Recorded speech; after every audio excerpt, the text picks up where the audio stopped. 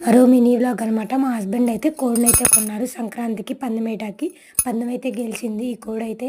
పందెం గెలిచింది కదా, వేరే వాళ్ళది నాటుకోడైతే మనకే వస్తది కదా. ఇంక అదైతే ఈరోజు పులుసు అయితే చేస్తున్నారు మా అత్తయ్య స్టైల్‌లో. నూనె బాగా వేడెక్కిన తర్వాత అల్లం వెల్లుల్లి అలాగే ఆనియన్ పేస్ట్ అయితే వేసుకొని మంచిగా ఫ్రై చేసుకోవాలి.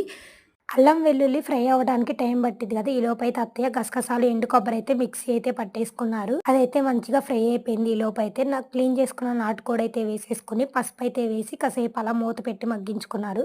కొంచెం మగ్గిన తర్వాత టేస్ట్‌కి సరిపడా ఉప్పు అయితే వేసి కలిపేసి మనం మిక్సీ పట్టుకున్న ఎండు కొబ్బరి గసగసాలు అందులోనే ఒక టమాటా కూడా అయితే వేసి మిక్సీ పట్టారు. అది కూడా అయితే వేసుకొని మంచిగా మిక్స్ అయ్యేలా కలిపేసుకొని మూత పెట్టి అయితే బాగా మగ్గించుకోవాలి. మధ్య మధ్యలో కదుపుతూ, లేకపోతే అడుగంటేసిద్ది. మంచిగా కుక్ అయిపోయిన తర్వాత ఇప్పుడైతే కారం అయితే వేశారు. టేస్ట్‌కి సరిపడా కొంచెం ఘాటుగానే చేశారు. నాటుకోడి అయితే టేస్ట్ అయితే చాలా బాగా వచ్చింది. నూనె పైకి తేలేదాకా ఉడికించుకున్నాక ఇప్పుడైతే కొన్ని వాటర్ అయితే వేసుకోవాలి. ముక్క గట్టిగా ఉండిద్ది కదా, కుక్కర్ అయితే పెడుతున్నారు.